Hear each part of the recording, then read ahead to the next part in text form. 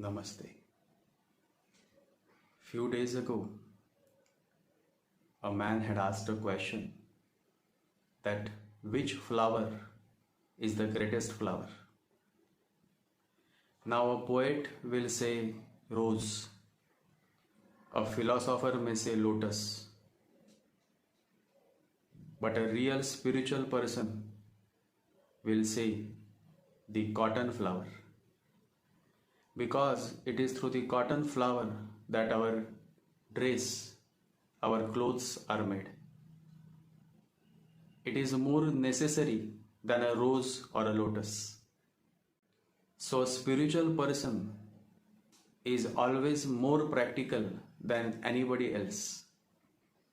Spirituality is useless if there is no practicality in it.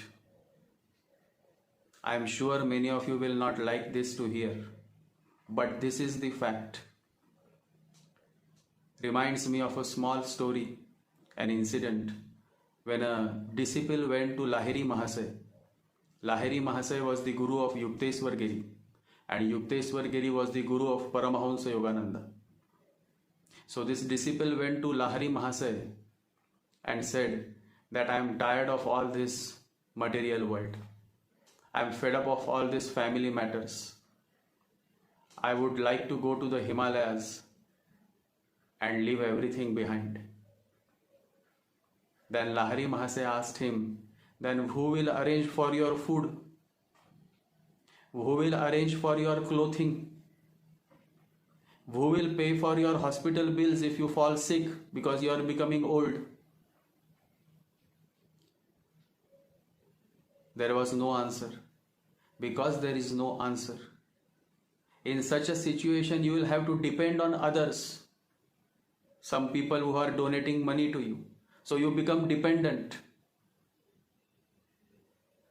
And Lahiri Mahasaya said, look at me. I am still here among you all, between you all. I haven't moved anywhere to the Himalayas. I am living here itself in this material world. So why you want to go and become dependent on others? I am not dependent on others. I am earning my money through my hard work and spending my time what I get in my spiritual quest. So why you want to go to the Himalayas? The disciple got the message. He said sorry, and he realized that leaving everything and going to the Himalayas is not going to lead to any miracle as such. But people have fancy ideas, so they leave everything and they go to Himalayas. But nothing can happen like that. Nothing will happen. Because what are you leaving? You think you are leaving people behind, but you are carrying the mind still inside you. So wheresoever you will go, the mind will be always there. As long as the mind is there, no matter where you go, you will always be in this prison called mind. And that is why the great master always says that be where you are and find the way by being in this world itself. There is no need to go anywhere. But people have fancy ideas. And this is what is the gap, that there is no practicality. That is why a real spiritual person is always practical. A real spiritual person is not a philosopher. There is a difference between a spiritual person and a philosopher. A philosopher is just imagining. A spiritual person has actually jumped to experience God, whereas a philosopher is just imagining how God should be or how God is. So to be on the spiritual path, you need to be practical. You need to have practicality in your life. This practicality is seen in Pushya Nakshatra. A Pushya Nakshatra person has that practical sense. Pushya Nakshatra is a nakshatra of Saturn, and Saturn is highly practical. Pushya Nakshatra is ruled by Bruhaspati, and so whenever Pushya Nakshatra falls on a Thursday, it is called Guru Pushya Amrut Yog. So whenever Thursday and Pushya Nakshatra come together on that day, it becomes a Guru Pushya Amrut Yog. On such a day, if you buy gold or if you buy any precious ornament, then it is considered to be very auspicious. So such a beautiful, highly divine nakshatra, Pushya Nakshatra. And so what happens when Rahu falls in Pushya Nakshatra? And who are those great people who were born with Rahu in Pushya Nakshatra? Let us see in this podcast.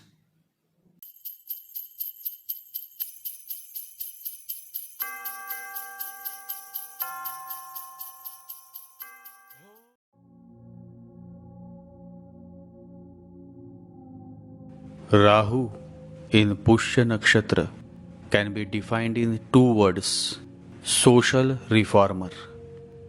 Reformers have the idea that change can be achieved by brute sanity. Saturn is social by nature, and a person having a strong Saturn generally likes to serve the society in some way or the other. Pushya being a nakshatra of Saturn, Rahu in Pushya brings a deep desire of serving the society, uplifting the society. The person sooner or later in life is drawn towards social work, social upliftment. Rahu Pushya native loves to serve others. The most beautiful example of a Rahu in Pushya Nakshatra is the father of our nation, Mahatma Gandhi. One of the best quote of Mahatma Gandhi is, "The best way to find yourself is to lose yourself in the service of others." Mahatma Gandhi has a Rahu in Pushya Nakshatra, and you can now relate that how a simple man who was a lawyer by profession went on to become the greatest social icon that the world had ever known.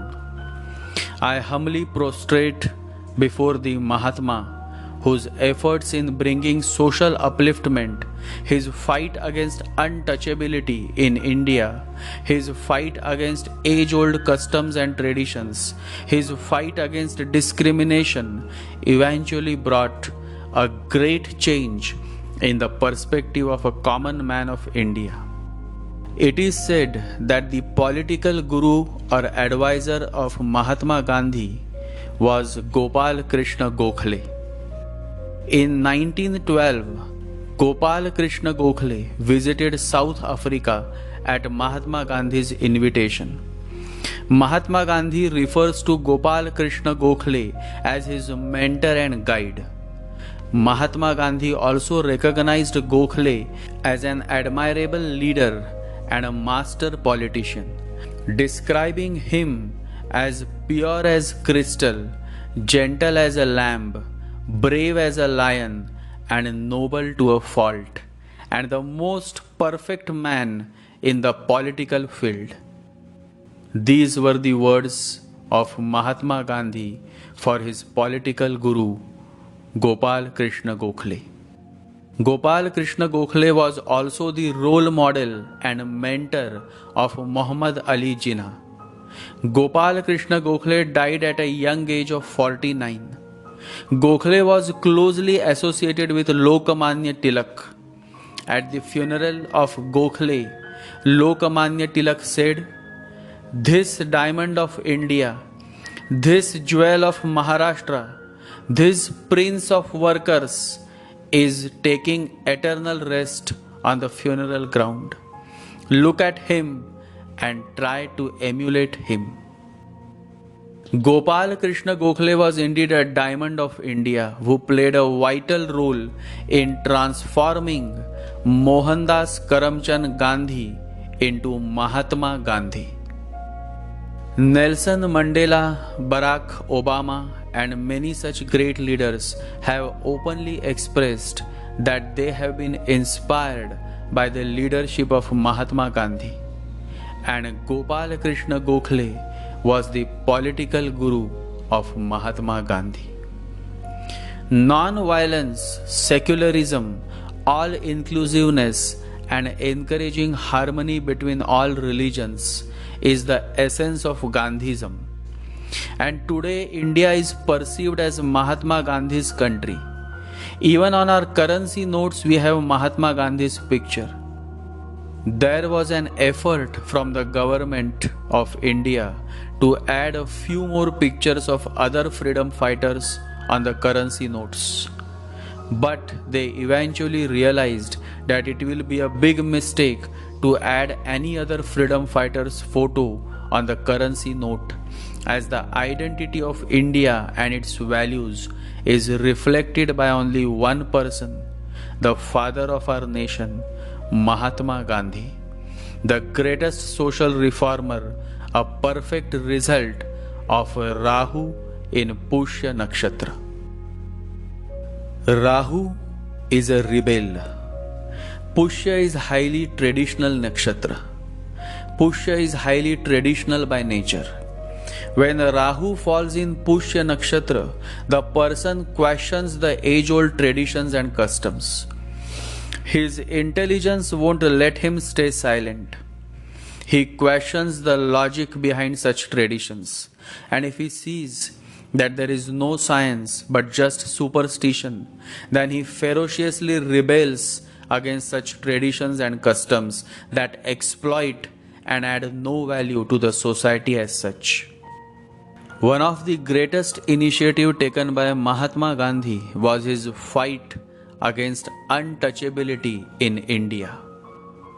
The most insightful quote on untouchability in India is of Mahatma Gandhi's. Mahatma Gandhi quotes, "The purification required is not of untouchables, but of the so-called superior castes." Rahu Pushya loves the truth. Mahatma Gandhi is well known for his autobiography, My Experiments with Truth. Probably nobody has written an autobiography with such honesty and simplicity as Mahatma Gandhi has. Osho Rajneesh specifically mentions Mahatma Gandhi through his quote, in which he mentions that autobiography is a very strange thing. You are writing about yourself.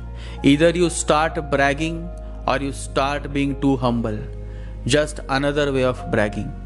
But Mahatma Gandhi is neither of these two things.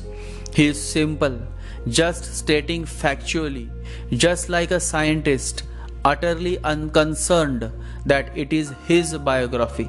He says everything one would like to hide from others. Humility, honesty comes naturally to Rahu in Pushya natives. Being a nakshatra of Saturn, Rahu simply exaggerates the practicality of Saturn while maintaining emotional balance, and this leads one to attaining emotional intelligence. Rahu in Pushya therefore gives birth to an emotional intelligent leader who knows when to display emotions and when to not. Emotionally intelligent leaders know when to display emotions and when to delay emotions. That is the quality that Rahu in Pushya native has. Mahatma Gandhi's Rahu in Pushya became extremely beneficial for him.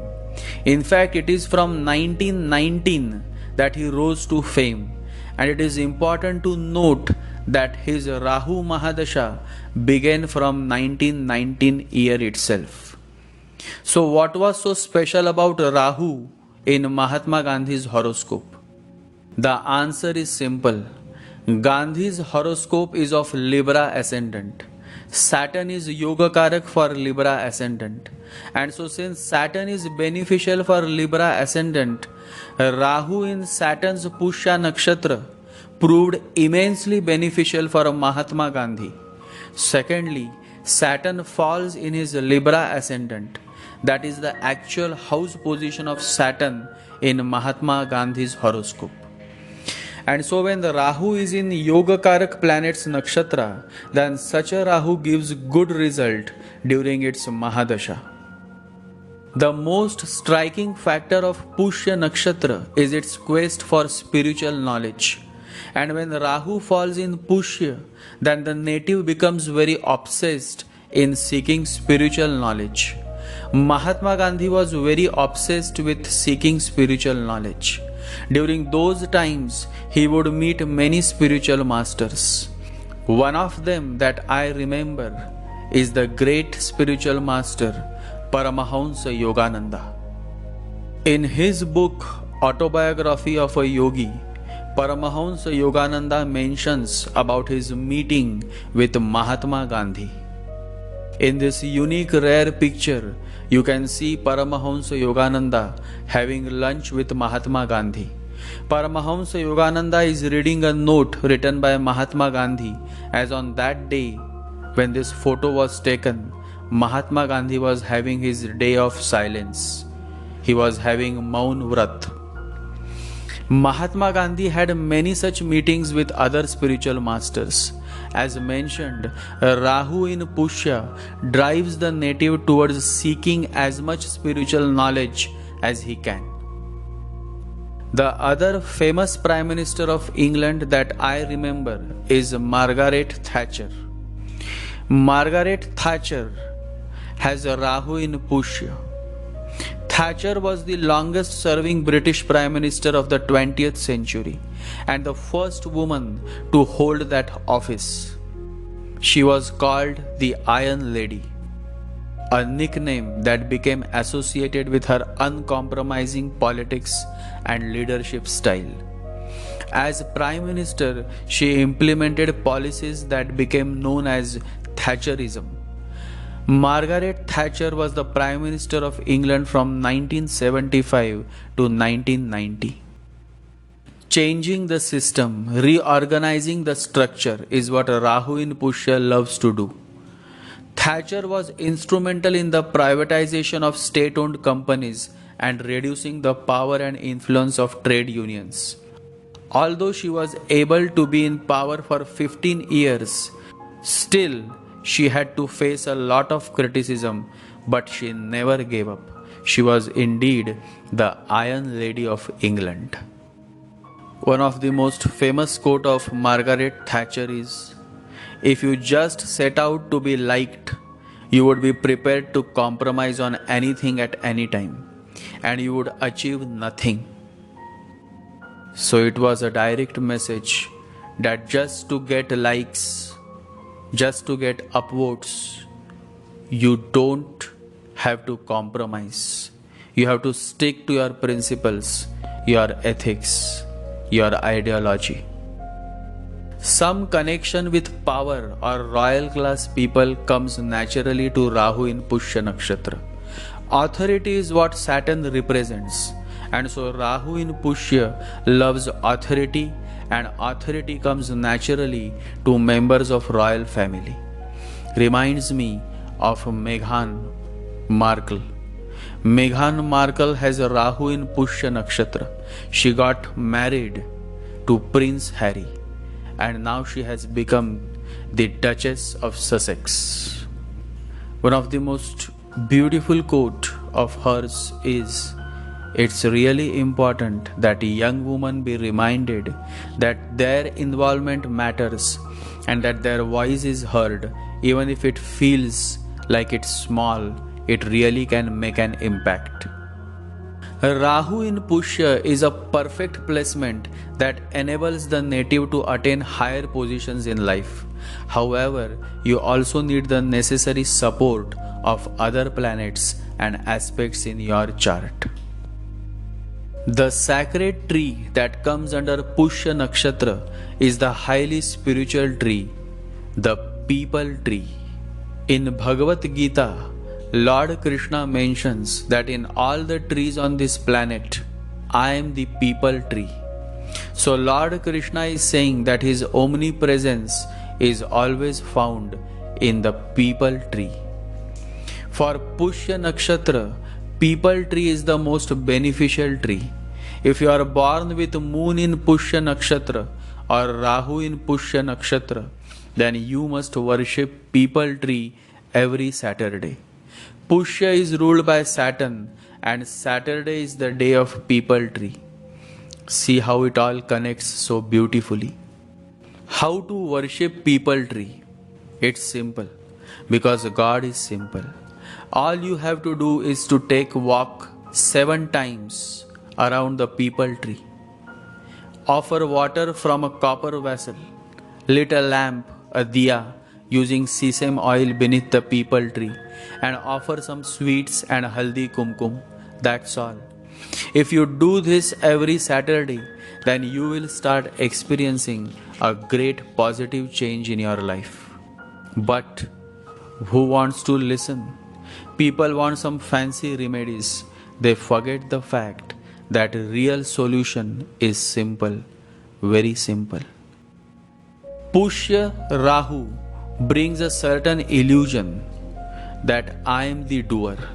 I am going to change the system. I am going to fight against the corrupt leaders.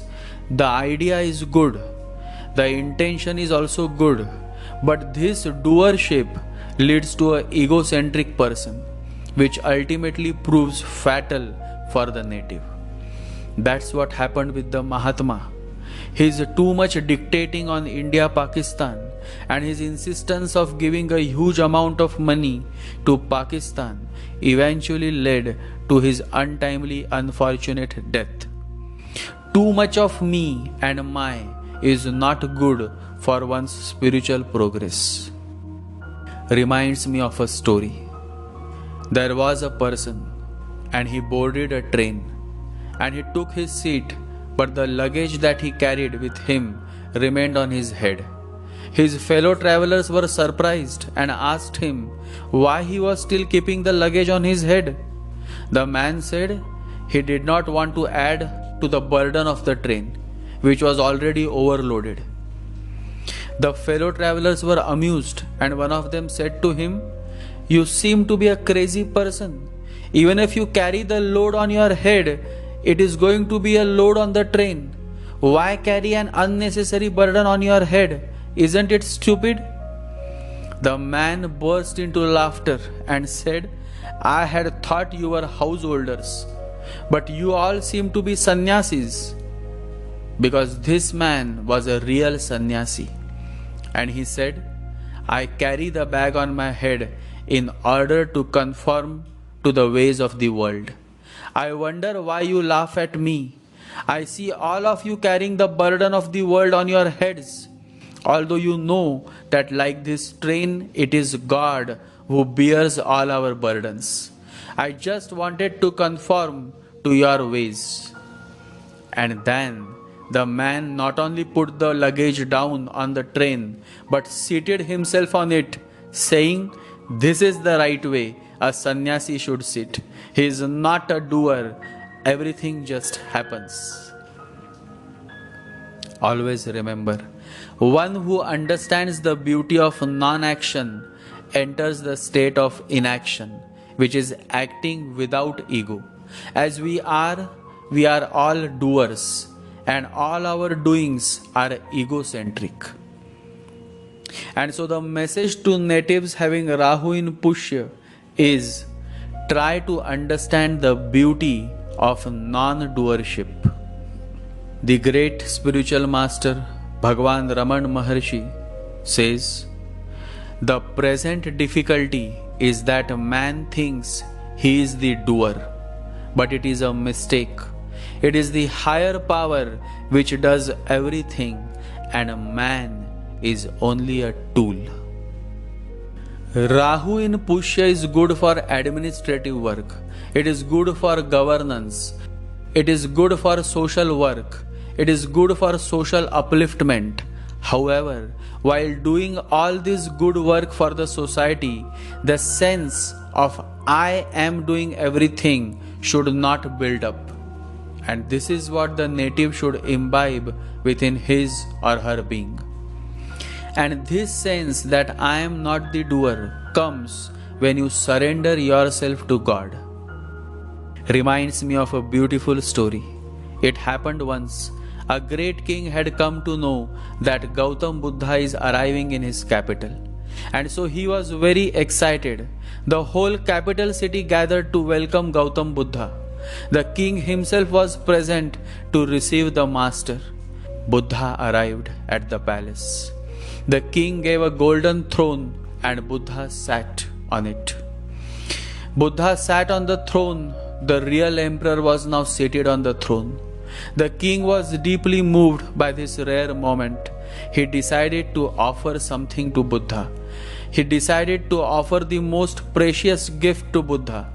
He had one beautiful golden ornament, priceless, with many jewels in it, many gemstones in it. It was the most precious ornament that he had, a rare piece of art.